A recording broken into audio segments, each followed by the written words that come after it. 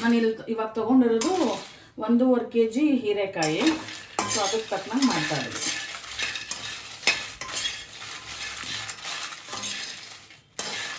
So ಇದು ಇವಾಗ ಆಗಿದೆ. ಇದನ್ನು ಒಂದು ಪ್ಲೇಟಿಗೆ ಟ್ರಾನ್ಸ್ಫರ್ ಮಾಡ್ಕೊಂಡ್ಬಿಡೋಣ. ಇದು ಫುಲ್ ತಣ್ಣಗಾದ್ಮೇಲೆ ಬೇಕಾದರೆ ನಾವು ತಣ್ಣಗಾದ್ಮೇಲೆ ಪೌಡ್ರ್ ಮಾಡ್ಕೊಳ್ಳೋಣ, ಇಲ್ಲಾಂದರೆ ಅದು ಅಂಟ್ಕೊಂಡಂಗೆ ಆಗ್ಬಿಡುತ್ತೆ.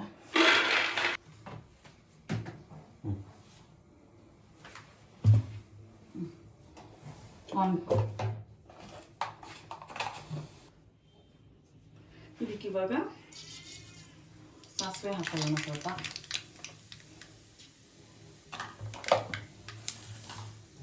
ಸಾಸಿವೆ ಮತ್ತು ಒಂದು ಚಿಕ್ಕ ಬೌಲಷ್ಟು ಒಗ್ಗರಣೆಗೆ ಕಡಲೆಬೇಳೆ.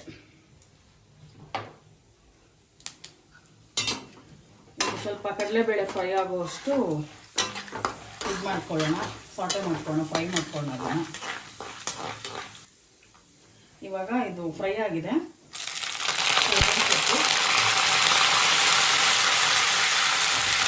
ಅದಾದಮೇಲೆ 4 ಆನಿಯನ್ನ full clean full fine chop ಮಾಡ್ಕೊಂಡಿದ್ದೀನಿ. ಆ್ಯಕ್ಚುಲಿ ಕಾಯಿ ಕಡಿಮೆ ಇದ್ದರೆ ಆನಿಯನ್ ಜಾಸ್ತಿ ಹಾಕೋಬೋದು. ಇವತ್ತು ಜಾಸ್ತಿ ಕ್ವಾಂಟಿಟಿಗೆ ಮಾಡ್ತಾ ಇರೋದು, ಯಾಕಂದರೆ ನಮ್ಮೆಲ್ಲರಿಗೂ ಆ ಪಲ್ಯ ಅಂದರೆ ತುಂಬ ಇಷ್ಟ. ಎಸ್ಪೆಷಲಿ ನಮ್ಮ ತನೂಗೆ ತುಂಬ ಇಷ್ಟ ಹೀರೆಕಾಯಿ ಪಲ್ಯ. ಅದು ಈ ಥರ ಬಂದು ನಮ್ಮ ಅಮ್ಮದು ರೆಸಿಪಿ, ಅವ್ರು ವಾರಕ್ಕೊಂದ್ಸತಿ ಮಾಡಿಕೊಡ್ತಾನೆ ಇರ್ತಾರೆ. ಇವತ್ತು ನಾನೇ ಮಾಡೋಣ ಅಂತ ರೆಸಿಪಿ ಕೇಳ್ಕೊಂಡು ಮಾಡ್ತಾಯಿದ್ದೀನಿ.